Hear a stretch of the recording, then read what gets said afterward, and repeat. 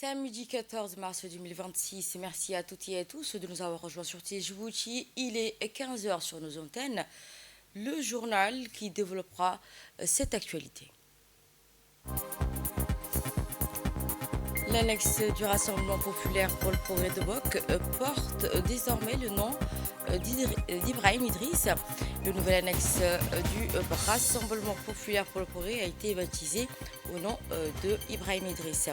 Et restrictions israéliennes ont imposé aux accès donc à la mosquée d'El Qaza.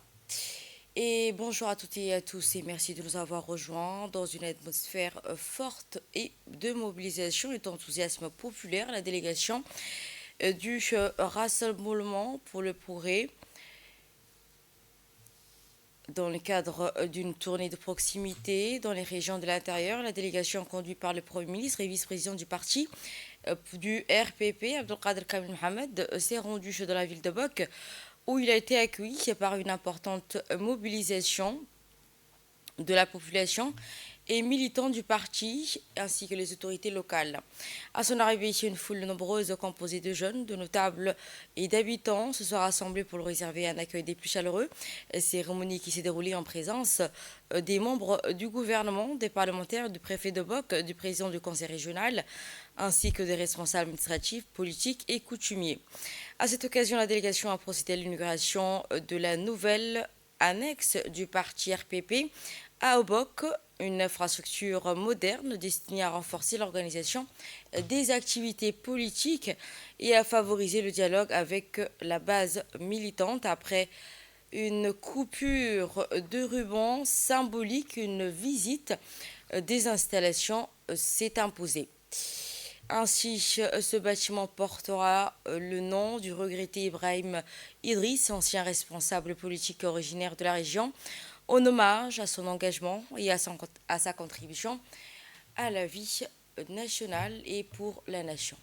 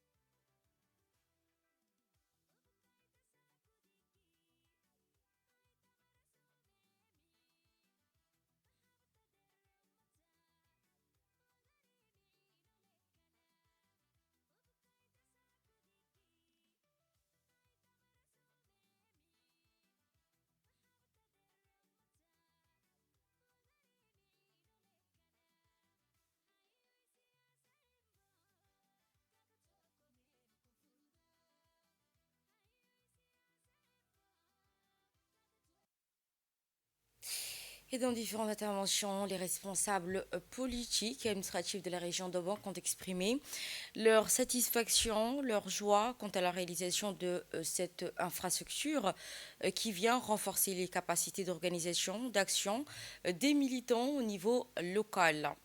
Ils ont également salué l'attention constante accordée par les autorités nationales au développement et au dynamisme de la région d'Obok. Ainsi, la population s'est dit ravie de participer à cette journée d'inauguration. Rassemblés ici, les chefs coutumiers et les habitants, ainsi que les écoles, se sont dit honorés d'assister à cette journée inaugurale.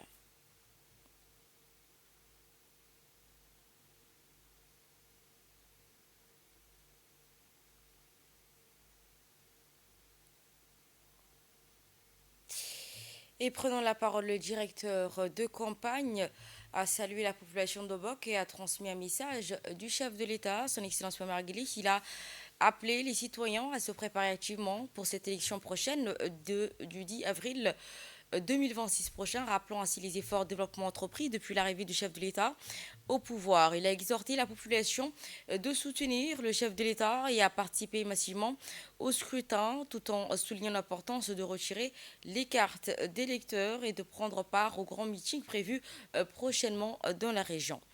Pour sa part, le Premier ministre s'est dit ravi d'assister à cette journée. Et pour sa part, le Premier ministre et vice-président du parti, Abdelkader Kamel Mohamed, a salué la forte mobilisation et a insisté sur l'importance de disposer de cette nouvelle infrastructure lors de cette inauguration qui vient renforcer les points de rassemblement. Il a souligné que cette nouvelle annexe constitue un espace de rassemblement, d'échange et d'engagement, notamment pour la jeunesse. Le chef de l'État a également rappelé que par cette infrastructure, il accompagne la population d'Obok dans leur choix. Ainsi, la solidarité entre la région et les participations actives de tous les citoyens. Dans son intervention, le Premier ministre a indiqué l'engagement en faveur de gouvernance inclusive orientée vers le progrès, ainsi que dans cette région d'Obok. C'est une inauguration qui s'inscrit dans la continuité des visites de terrain visant à renforcer le lien avec la population et à répondre au développement socio-économique. L'annexe RPP d'Obok a appelé à jouer un rôle important dans l'organisation de la prochaine campagne électorale prévue le 10 avril 2026 prochain. Et je vous propose de suivre à présent une intervention et des séries de témoignages recueillis à cette occasion. La population de Hayou a accueilli son fils bien-aimé, en l'occurrence le vice-président du parti, son Excellence Abdelkader Kamel Mohamed. Il a fait toutes les régions, il a voulu finir par Obok parce que, en même temps, dans sa tournée, il a fait l'ouverture de l'annexe. Cette annexe que vous voyez flamboyant, les Obokois aujourd'hui sont fiers d'accueillir leur Premier ministre dans un endroit agréable. Les Obokois sont aujourd'hui fiers d'accueillir leur vice-président, leur Premier ministre, leur fils dans un endroit agréable. Donc il fallait que je parle aussi de cette annexe. Mon grand frère qui est juste ici présent, il y a 2 ans, celui qui a eu l'idée de me pousser à faire cette annexe. Il m'a dit, Hassano, pourquoi tu ne construis pas l'annexe d'Obok? Je lui ai dit, ça demande beaucoup de financement. Il m'a dit, Dieu va amener. Et c'est comme ça qu'on a commencé. C'est lui aussi qui est venu faire la première pierre. Aujourd'hui, je dis merci à Hussein aussi. Donc, un grand bravo à tout le monde qui ont contribué. En l'occurrence, Moussa Hassan Hassama, qui a fait, parce que c'est lui l'entrepreneur, et il a fait de son mieux. Maintenant, je voudrais aussi dire à tous les Obokois de partir chercher les cartes électorales. Nous sommes à la veille de notre campagne, donc j'exhorte mes frères Obokois à aller chercher les cartes. Les Obokois qui ont un problème de carte d'identité, moi je suis toujours présent, ma porte est ouverte, donc n'hésitez pas. C'était donc les propos du secrétaire d'État chargé au sport, Hassan Mohamed Kamel. Autre nouvelle du pays, un atelier national de restitution consacré aux travaux d'élaboration du rapport national de la République au titre de Convention des Nations Unies sur la lutte contre la désertification pour l'année 2026. Cette rencontre a été présidée par le ministre de l'Agriculture, de la Pêche, de l'Élevage et des Ressources halieutiques. Ainsi, cette rencontre qui a été présidée par le secrétaire général du ministère de l'Agriculture, de l'eau, de la pêche, de l'élevage et des ressources halieutiques, Ibrahim Almi, a souligné l'importance stratégique de ce rapport dans le cadre des engagements internationaux du pays. Organisé par la direction de l'agriculture et des forêts, cet atelier a réuni des représentants des institutions étatiques, des partenaires techniques et financiers, des organisations de la société civile, ainsi que des experts consultants. Rencontre qui a permis de présenter l'état d'avancement des travaux relatifs à l'élaboration du rapport et d'échanges avec les différentes parties prenantes afin de recueillir les contributions nécessaires à sa finalisation. Elle a également contribué au renforcement des coordinations des institutions concernées afin de consolider les efforts nationaux en vue de la soumission officielle d'un document à la Convention. Je vous propose à présent de suivre l'intervention du directeur de l'agriculture. Cet exercice de rapportage international permet aux États parties de rendre compte périodiquement des progrès accomplis dans la prise en œuvre de leurs engagements en matière de lutte contre la désertification, de gestion durable des terres et de renforcement de la résilience face aux effets de la sécheresse et du changement climatique.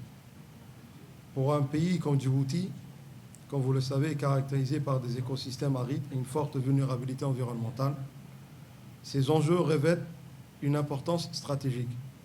La dégradation des terres, la pression sur les ressources naturelles et la variabilité climatique constituent les défis majeurs qui nécessitent des réponses intégrées combinant politique publique adaptée, actions de restauration des écosystèmes et implication active des communautés locales.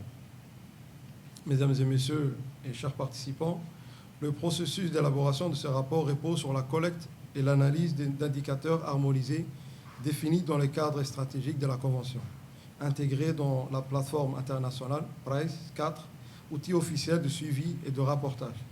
Dans ce cadre, des consultants nationaux ont été mobilisés pour appuyer la compilation des données, l'analyse des indicateurs et la préparation du projet de rapport, en s'appuyant sur les contributions des institutions sectorielles ainsi que sur les informations issues des programmes et projets relatifs à la gestion durable des terres.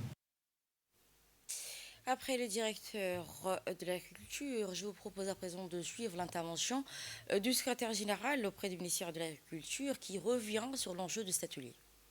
La Convention des Nations Unies sur la lutte contre la désertification représente un cadre international majeur qui accompagne les pays dans les efforts visant à préserver les ressources naturelles, restaurer les terres dégradées et renforcer la résilience des communautés face aux défis environnementaux et climatiques.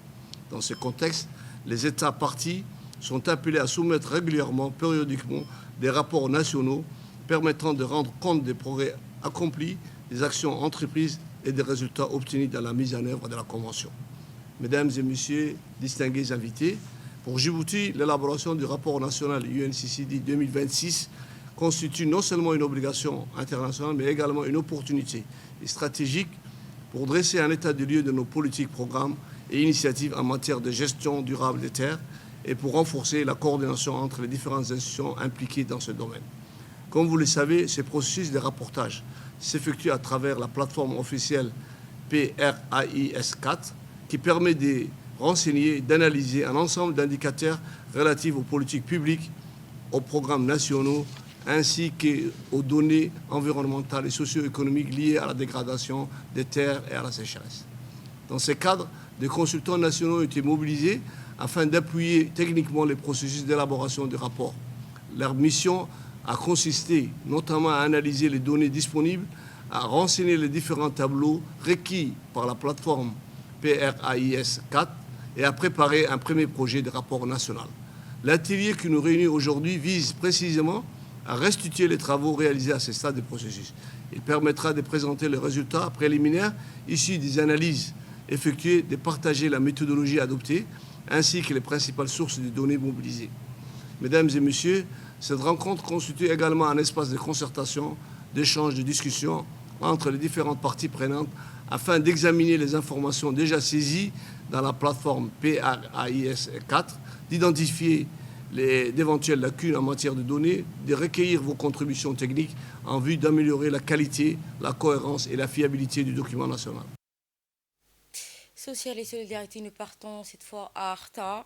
Dans le cadre de ces programmes d'assistance sociale, la Fondation de Ouane El Zakat a procédé à la distribution du troisième et quatrième tranche du programme de parrainage des orphelins de l'année 2025 de la région d'Arta. Cérémonie qui s'est tenue en présence de responsables de Douane al-Zakat, notamment le chef de service de parrainage des orphelins Adel Hussein Aden et représentant du conseil régional Mohamed Ali Dirir, ainsi que plusieurs notables et tuteurs des bénéficiaires. Plus de 72 orphelins ont reçu des allocations dans le cadre du programme considéré comme l'une des priorités de Douane, initiative qui vise à promouvoir les valeurs de solidarité et de compassion tout en renforçant la cohésion sociale en apportant ainsi un soutien matériel et moral aux enfants bénéficiaires. Les interventions ont salué, plusieurs intervenants ont salué le rôle pionnier de Douane al-Zakat créé par décret en 2004 et dont l'engagement constant en faveur des familles vulnérables. Depuis plus de 22 ans, l'institution s'impose comme acteur majeur de l'action caritative et du développement social à l'échelle nationale. Restons dans le même registre, mais cette fois à Tajora, le Douane al-Zakat qui poursuit également le programme de ce même parrainage des orphelins, de la mise en œuvre des programmes d'assistance sociale. La Fondation a également procédé à la distribution du troisième et quatrième tranche de programmes de parrainage de l'année 2025. Cérémonie qui s'est tenue en présence du préfet de la région, du chef de service de parrainage et orphelins, ainsi que des notables, les dignitaires locaux et les tuteurs des bénéficiaires, bien sûr.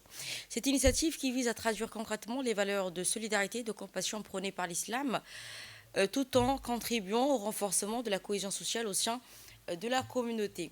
Au total, 84 orphelins ont bénéficié de cette distribution d'allocations, illustrant l'importance particulière du Douane al-Zakat accordant à ce programme considéré comme l'une des priorités dans le cadre des missions humanitaires. L'objectif étant d'apporter soutien matériel et moral. Cérémonie qui a également été marquée par l'intervention du préfet de la région, du chef des OCAL, ainsi depuis sa création, Douane al-Zakat contribue à l'amélioration de la vie des orphelins.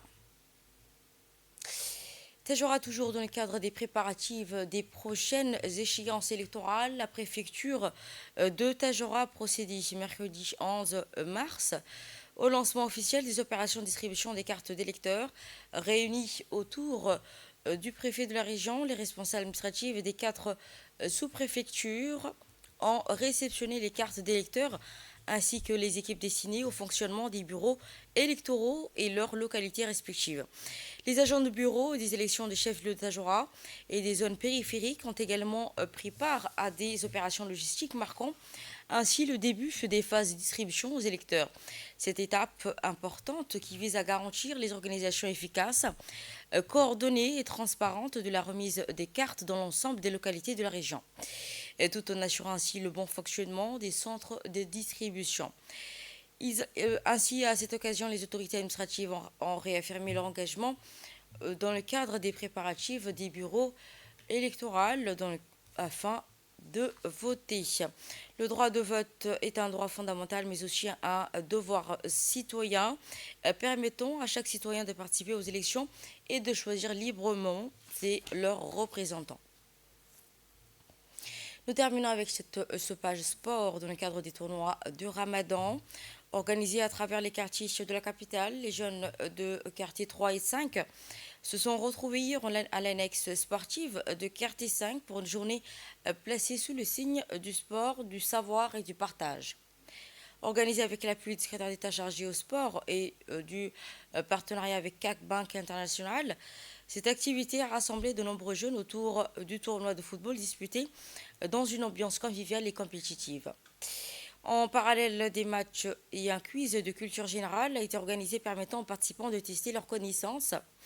Ainsi, les meilleurs ont été récompensés par des cadeaux ajoutant une dimension festive à l'occasion. Le président de l'annexe du quartier 3, Mustafa Youssouf Nouh, organisateur de l'activité, s'est félicité de cette forte mobilisation et a remercié le secrétaire d'État chargé au sport pour le soutien constant aux initiatives sportives et éducative des quartiers de la capitale. À travers cette action, le tournoi du Ramadan continue d'offrir aux jeunes un espace d'expression, de compétition saine et au renforcement d'une cohésion sociale. ainsi que le ministre qui était un camarade d'éclat. Et ainsi, nous passons à l'actualité hors de nos frontières, notamment Jérusalem, accès fortement restreinte des mosquées d'Al-Qaza lors du dernier vendredi. La ville de Jérusalem-Est occupée a connu une forte présence sécuritaire lors du quatrième et dernier vendredi du mois du Ramadan, une journée habituellement marquée par une affluence massive des fidèles à la mosquée Al-Qaza. Cette année, les autorités israéliennes ont imposé des restrictions strictes limitant considérablement l'accès au site. Des points de contrôle ont été installés autour à la veille de la ville et des mesures renforcées qui ont été appliquées aux entrées, empêchant notamment de nombreux Palestiniens venant de Cisjordanie de se rendre sur l'esplanade selon des témoins. La fréquentation était nettement inférieure à celle des années précédentes pour ce vendredi traditionnellement l'un des plus importants du Ramadan en termes de rassemblement. La journée coïncidant également avec la journée internationale d'Al-Quds célébrée dernier vendredi du Ramadan dans plusieurs pays en soutien à Jérusalem à la cause palestinienne. Ce sera tout. Merci à toutes et à tous de nous avoir suivis sur Télé Djibouti. Je vous propose de rester avec nous. Les infos continuent sur Télé Djibouti.